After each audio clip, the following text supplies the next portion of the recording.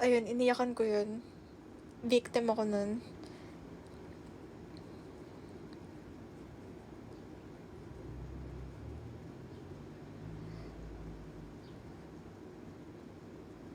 I wish pretty din ako like you para di na ako mabully. Oh, I've been bullied too. It's not about how pretty you are. I'm pretty sure you're pretty too. I've been bullied too. Severely. You want a story time? Para sa mga taong nabully. Actually, ako din nabully ako by the whole school. Ganito kasi yung nangyari na kaka-transfer ko lang.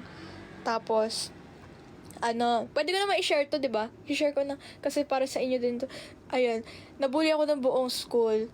Like, higher grades din. Like, puro higher grades naman, ganun. Higher grades. Tapos, like, yung mga gamit ko, tinatapon nila sa ilog.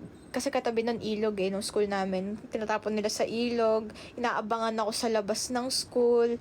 Tapos, uuwi ako, puro sugat. Kasi nga, ayun, tapos, dinuduraan ako as in. Tapos, yung buhok ko hinihila, ganyan, sinasabunutan ako, kinukuha lahat ng gamit ko, ganon. Ganon yung nangyari. Pero ganon talaga. May mga times talaga na ganon. Hello, Melmar Flores. Ganon yung nangyari. Kailan yun? Matagal naman na. Like, ano pa ata ako nun? LM. I was grade 3. Mga nagbubully sa akin, mga grade 6. Mga, higher grades, ganun. Grade 6, grade 5, grade 4, ganun. Ganun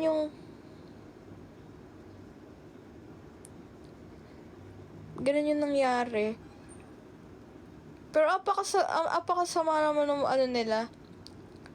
As in, like, talagang dinuduraan ako harap-harap. Tapos wala akong magawa kasi ako lang mag-isa. Binubugbog ako sa labas ng school. As in. Tapos nung isang beses, ayoko nang pumasok sa school kasi nga sa sobrang takot ko dun sa mga bullies. As in, talagang inaano nila. Basta ganun. They called me lots of names and stuff. Tapos, nagsumbong ako sa principal. Si mami pala nagsumbong kasi I was too scared. Nagsumbong si mami sa principal, tas parang nabigyan ng warning yung mga nambubully sa akin. Tas natakot yung ibang bullies, ganun. Ayun, ganun. Ate, sino yung first greet sa'yo nung birthday mo? Kapatid ko.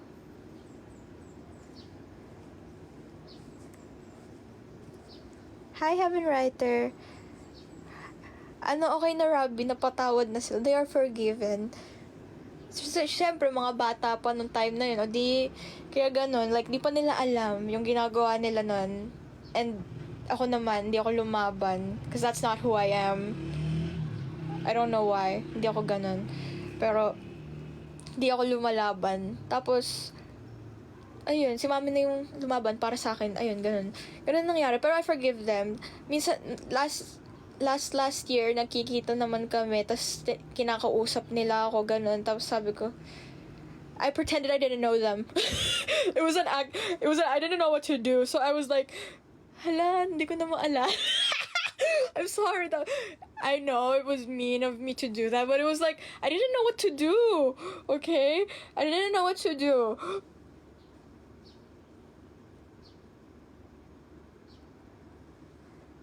Ngayon ka nila subukan, no? Actually, wala. Ayoko. Bahala sila sa buhay nila. They can hate me if they want, pero wala silang maano sa akin. Bahala sila. I have my own life. Bahala sila sa buhay nila. Try nilang umano sa akin ngayon, pero I'll fight back this time. Of course, may isip na ako.